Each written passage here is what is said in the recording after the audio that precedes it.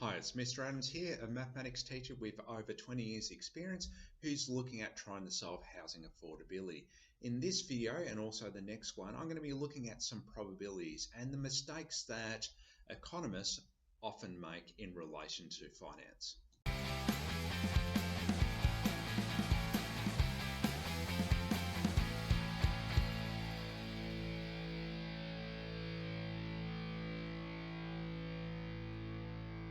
When we look at what caused the global financial crisis, we usually think about greed, cozy relationships, and complex financial products. Now, they are all true, but in this video, I want to explain why a misunderstanding of basic probabilities is an underlying cause. So if this is the face that you're pulling right now, just bear with me while I explain. There are three basic probability mistakes that were made during the global financial crisis. One was thinking that mortgages are independent probabilities. The law of large numbers creates certainty in finance, and that regression towards a mean doesn't apply. So what an independent probability is when the probability of one event doesn't affect the probability of another event. So the classic example here is something like tossing a coin. It doesn't matter what you toss previously, it's not going to affect what you toss in the future. So if I have a fair coin and I flip it 3 times and they all end up being heads, the probability that the next flip will also be head is still 50%. Imagine historically your favourite sporting team wins 50% of games. They have just won the first 3 games of their season. What is the probability that they'll win the next game? Now, we don't know for sure, but it's going to be greater than 50% because they are on a roll or they're in form or however you want to look at it. So flipping a coin is independent because previous outcomes don't affect the present. The probability of a team winning is conditional on the outcomes of the past. So is the probability of you defaulting on your home independent or conditional? We might like to think that the probability of us defaulting on our loan independent of whatever else is going on in the world, but unfortunately it's conditional. Let's see how things look under normal conditions. So a loan is taken out, the home buyer defaults, the bank sells the property, the bank recoups the costs, and then the system remains stable. In crash conditions, things are slightly different. The loan is taken out, the home buyer defaults, the bank recoups the cost, but the existing home buyers have to pay more. So home buyers have less money, so the home buyer defaults, and then the bank recoups the cost, and then you've got this circular effect where you have more and more people defaulting. Independent probabilities only work in situations like rolling a dice or flipping a coin. It appears to work for mortgages at low levels of default, but it has a multiplier effect. Mortgages are conditional on each other. The law of large numbers basically states that the more events there are, the more likely they are to converge on a true value.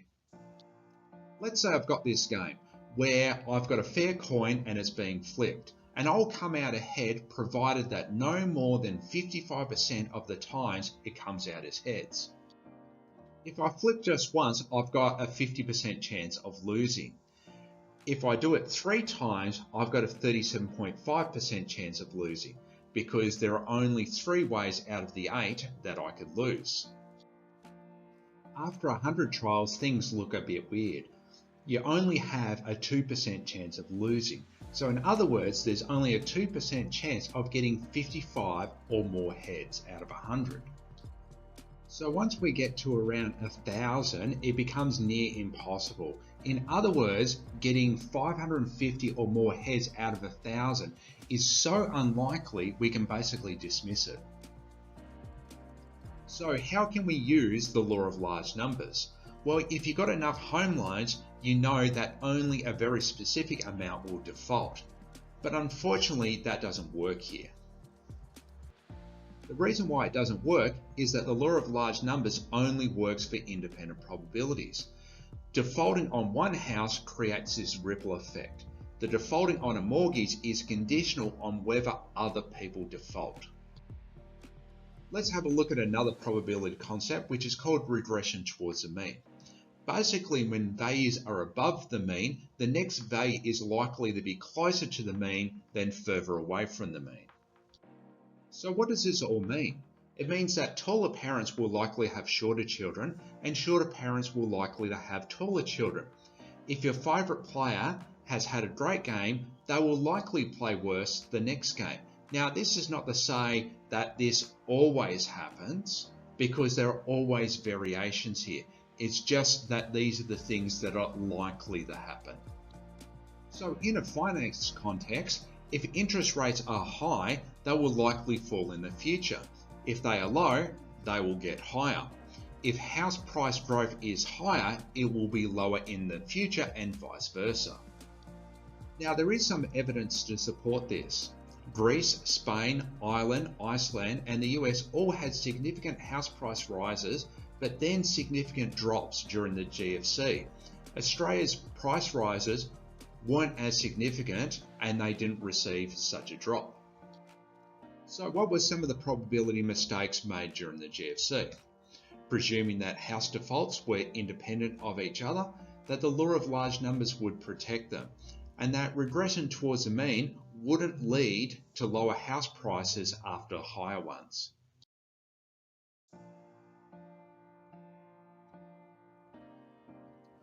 We will continue to make probability mistakes in finance because they are often not identified as a cause.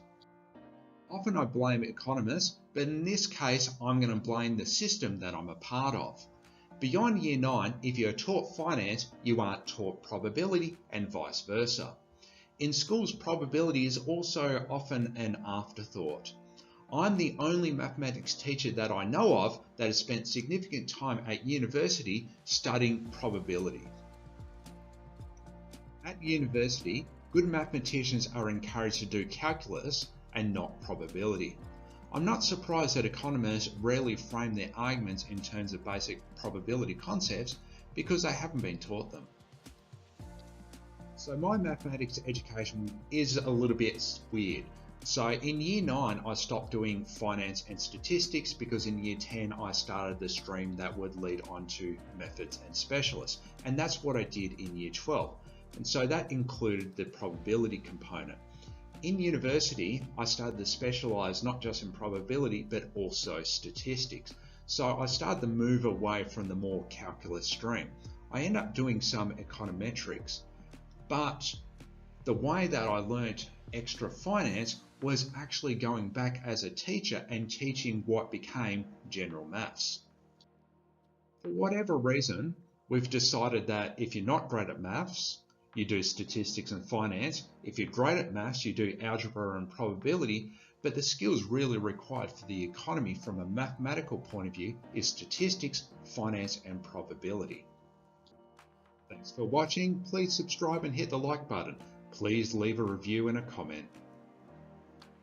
I'm not a financial advisor. I'm a mathematics teacher with over 20 years experience with a passion for teaching financial literacy.